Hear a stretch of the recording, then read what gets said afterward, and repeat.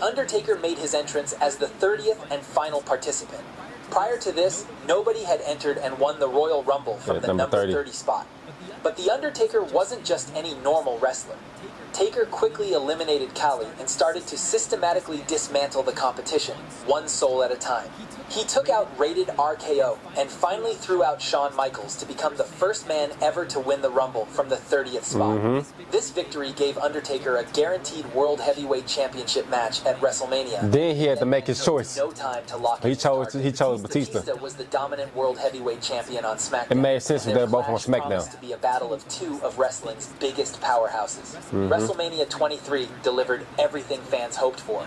Undertaker versus Batista was a hard-hitting affair that showcased both men in their absolute prime. When Undertaker finally put Batista away, he didn't just win the World Heavyweight Championship, he extended his WrestleMania streak to 15-0. But Batista wasn't done. Their rematch at Backlash was a last man standing match that ended in a draw, and their steel cage encounter on SmackDown also finished without a clear winner. But then came the moment that changed everything. Edge. After that brutal steel cage match, Mark Henry returned and destroyed an already battered Mark Henry, then Edge. Saw his opportunity, rushed to the ring, and cashed in. I remember watching it on TV. Briefcase. 2 spears later, and Undertaker's championship reign was over. The injury at the hands of Henry wrote Undertaker off television for months, but it also set up one of the I think he came back around Survivor Series. Edge had cost him the World Heavyweight Championship, and when the dead man returned, there would be hell to pay. The stage was set for a feud that would push both men to their absolute limits. When The Undertaker returned at Unforgiven in September, Mark Henry learned exactly why you don't. I was actually there at that pay-per-view. But Henry was just the appetizer. They had that in Edge Memphis. was the main course, and Undertaker had 4 months of frustration to unleash. Their feud became a chess match of mind games. Batista still wanted his rematch. Edge was playing his usual cunning games, and Vicky Guerrero was doing everything possible to protect her on-screen husband. The triple threat match at Armageddon saw Edge steal another victory thanks to outside interference, but everyone knew this. The Major Brothers. The 2008 Royal Rumble gave us something special. Undertaker and Michaels, the 2 finalists from last year's Rumble, They kicked the Rumble off. And gave us a glimpse of the classic that was about to change the wrestling world a year later. But for now, Taker had unfinished business with Edge. At No Way Out, Undertaker dominated the SmackDown Elimination Chamber and destroyed 5 other wrestlers to earn his shot at Edge. WrestleMania 24 was redemption time. The Citrus Bowl in Orlando became the destination of Undertaker's revenge. When he locked in that Hell's Gate submission and Edge had no choice but to tap out, it felt like justice had finally been served. 16 WrestleMania victories and his 2nd World Heavyweight Championship, all at Edge's expense. But Edge wasn't finished making Undertaker's life miserable. Vicky Guerrero banned the Hell's Gate submission and stripped Taker of the championship. I remember they banished him from SmackDown. Match at One Night Stand, where Edge managed to defeat The Undertaker using every cheap tactic possible. The stipulation forced Taker to leave WWE for months, but the dead man wouldn't stay buried for long. After Vicky's fallout with Edge, she reinstated The Undertaker, and the dead man was back. I remember he tombstoned her. That's the reason why she was in that wheelchair. Edge inside Hell in a cell. It felt like the ultimate payoff to months of storytelling. Taker chokeslammed Edge to the ring canvas and sent him to hell, putting an end to this classic rivalry. But as one legendary feud ended, an even more iconic chapter was about to begin.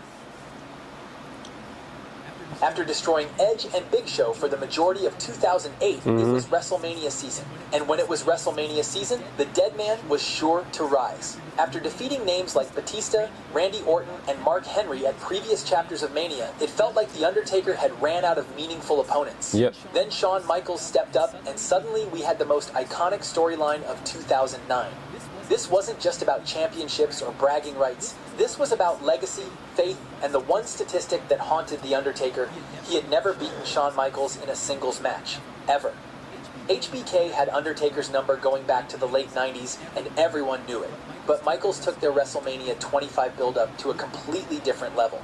The man had become a born-again Christian in real life, and he used that faith to play mind games with Taker.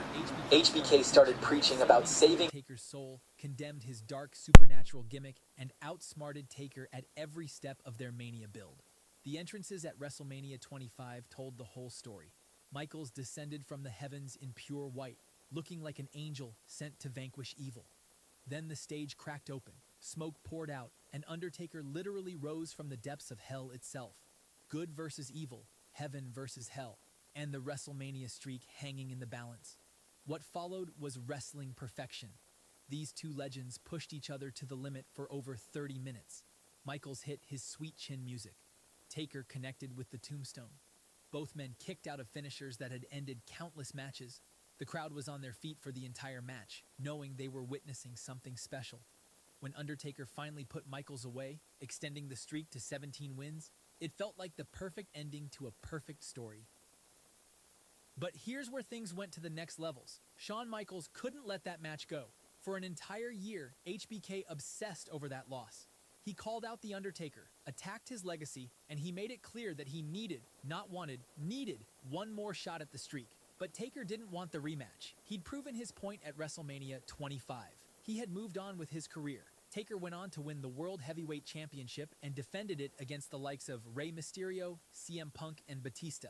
He was dominating the blue brand and adding more souls to his collection. So, in a last-ditch effort to get his rematch, Michaels did something desperate. He screwed Undertaker out of the World Heavyweight Championship at Elimination Chamber by interfering in his match. Michaels was willing to destroy his own reputation just to get Undertaker's attention. Finally, Undertaker agreed, but with the ultimate stipulation, if Michaels lost, his career was over. Streak versus career at WrestleMania 26. The stakes couldn't have been higher. No more mind games, no more supernatural theatrics. Just two legends putting their legacy and career on the line at the grandest stage. Their second encounter was different from the first. Where WrestleMania 25 was about in-ring excellence, WrestleMania 26 was pure emotion. Michaels fought like a man with nothing left to lose, because that's exactly what he was. Every near fall felt like it could end both the streak and one of the greatest careers in wrestling history. When Undertaker connected with that final tombstone and the referee counted to 3, it wasn't just another WrestleMania victory, it was the end of Shawn Michaels' career. Mr. WrestleMania himself had wrestled his final match, and The Undertaker had to live with the burden of retiring one of the biggest names in WWE history. The streak had claimed its most important victim yet, and The Undertaker's legacy had reached a whole new level. But this story was far from over. In fact, the game had truly just begun. After retiring Shawn Michaels, The Undertaker got into a brief feud with his brother, Kane, before being sidelined due to injury and disappearing for months. But as Mania season approached once again, you could feel the chills in the air. When those mysterious vignettes started airing in early 2011, everyone knew the dead man was coming back. February 21st, 2011. The Undertaker's music hit on Raw, and the crowd went absolutely crazy. But before he could even speak, Triple H's music interrupted him. The game stepped out, stared down the dead man, and without saying a single word, both men knew exactly what this meant. This wasn't about championships. This was personal.